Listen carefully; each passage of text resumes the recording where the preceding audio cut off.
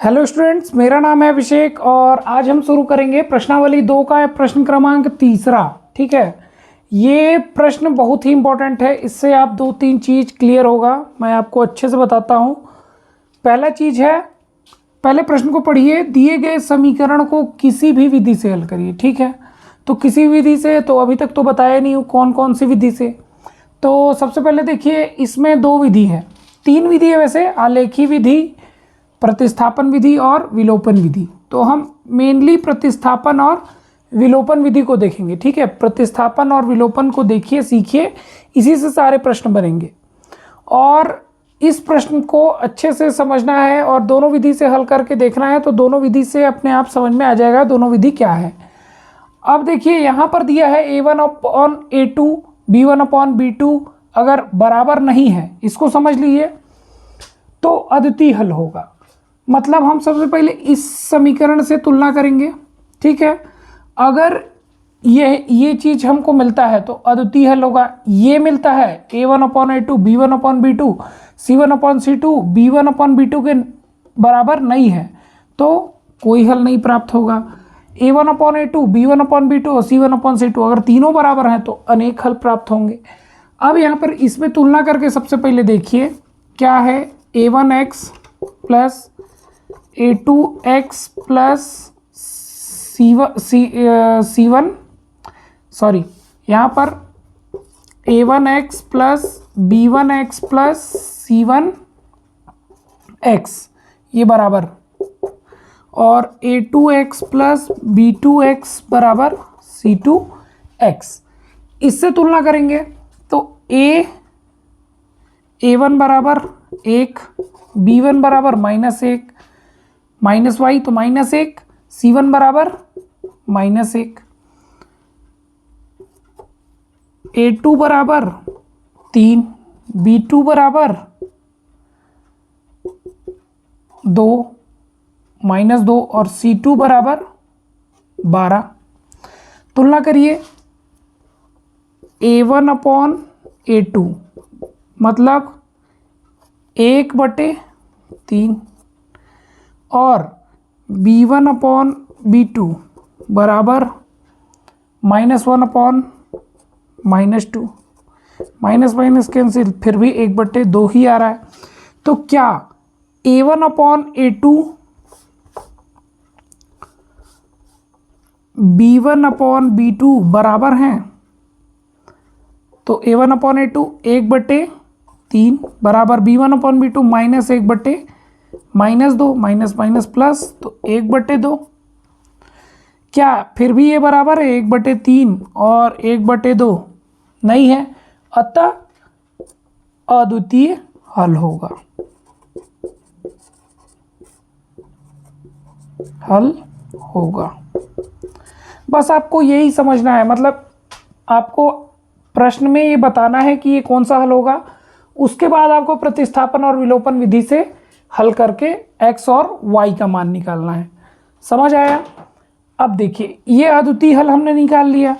अब हम आते हैं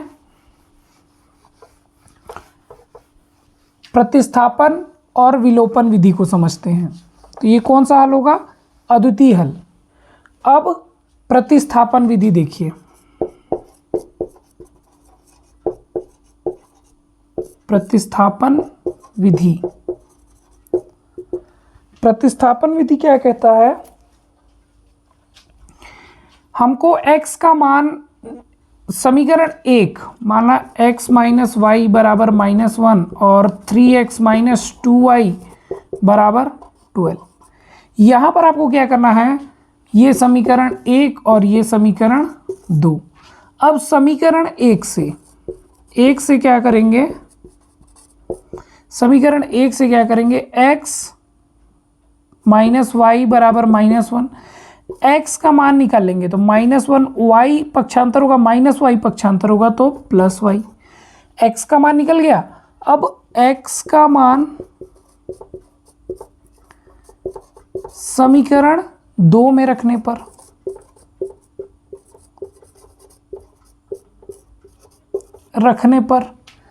तो 3x का मान -1 + y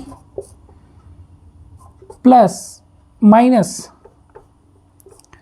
2y बराबर 12। अब 3 का -1 से गुणा -3 plus 3y -2y equal to 12। समझ आया? 3 का -1 से -3, 3 का y से गुणा -y -2y as it is. अब यहाँ पे -3 प्लस -3y में से 2y जाएगा तो y बचेगा, प्लस का y क्योंकि बड़ी संख्या, बराबर 12। ठीक, तो y बराबर 12 प्लस 3 बराबर 15 निकल गया। 12 प्लस 3 बराबर 15। अब इस y का मान समीकरण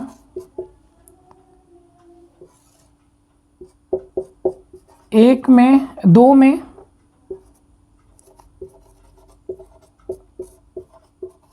रखने पर, तो 3x समीकरण 1 में रख दीजिए। y का मान किसी भी समीकरण में रख सकते हैं, 1 में रख दीजिए, आसान पड़ेगा। x minus Y equal to -1, x का मान x माइनस वाई का मान 15 बराबर -1, x बराबर -1 -15 पक्षांतर होगा तो +15, x बराबर 14, बड़ी संख्या। x का मान कितना निकला 14, y का मान कितना निकला 15। ठीक, ये हम किससे बनाए? प्रतिस्थापन विधि से। समझ आया? सबसे पहले आपको x का मान निकालना है, उसको 2 में रखना है, y का मान मिल जाएगा, उस मान को समीकरण 1 या 2 में रख के आप x का मान निकाल लीजिएगा। ये होता है प्रतिस्थापन विधि, x और y दोनों का मान निकल गया। ठीक, अब समीकरण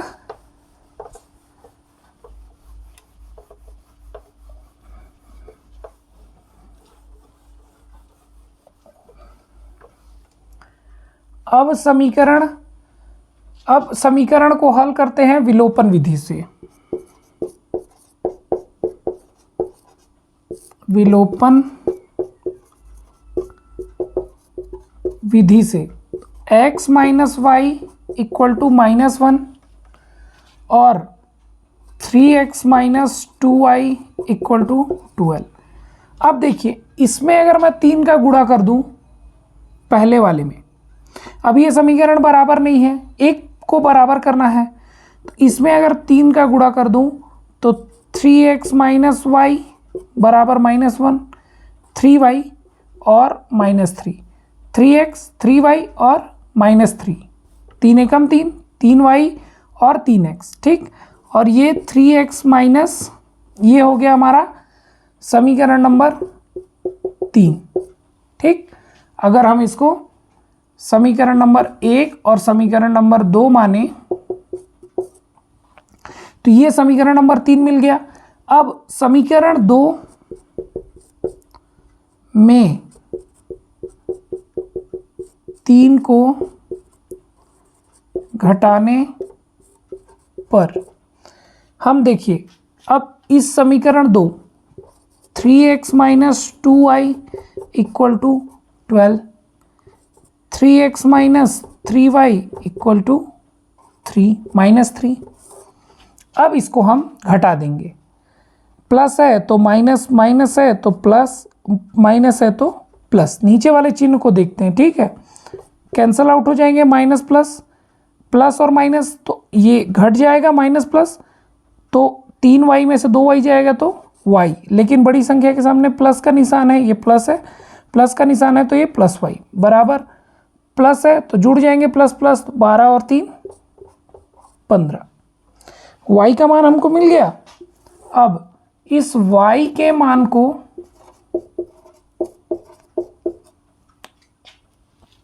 एक में रख दीजिए, रखने पर तो x minus Y equal to -1, तो x माइनस वाई का मान 15 इक्वल टू -1, x बराबर -1 15 पक्षांतर होगा प्लस 15, x बराबर 14, x का मान 14, y का मान 15। सेम प्रतिस्थापन विधि में भी यही आया था और विलोपन विधि में भी यही आया है। आपको समझ में आया प्रतिस्थापन विधि और विलोपन विधि में क्या करना है। इसमें आपको समीकरण बराबर करना है, जैसा समीकरण रहेगा वैसा उसको व्यवस्थित करेंगे, ठीक है, बराबर करेंगे, फिर उसका आपस में गुणा करके भाग करेंगे, गुणा करके समीकरण को बराबर करके इधर घटा देंगे। अब आपको क्या करना है, 3 स्टेप समझिए। पहला हम समीकरण चेक करेंगे, अद्वितीय हल है कि नहीं, कोई हल है कि नहीं, अनेक हल है कि नहीं। अगर ये तीनों बराबर हुए तो अनेक हल, अगर ये इन दोनों के बराबर नहीं हुआ तो कोई हल नहीं, और अगर ये दोनों आपस में बराबर नहीं हुए तो अद्वितीय हल, ठीक है। अगर a1/a2 b1/b2 c1/c2 अगर ऐसा हुआ नॉट इक्वल टू, तो उसको हल करने की जरूरत ही नहीं, उसका कोई हल नहीं आएगा। समझ आया? यहाँ तक प्रतिस्थापन और विलोपन विधि अच्छे समझ में आया। बस आपको x और y का मान निकालना है, ठीक। मिलते हैं अगले वीडियो में, आज के लिए इतना ही। मिलते हैं अगले वीडियो में, हल करेंगे दूसरा, तीसरा, चौथा और पांचवा, ठीक। Thank you so much.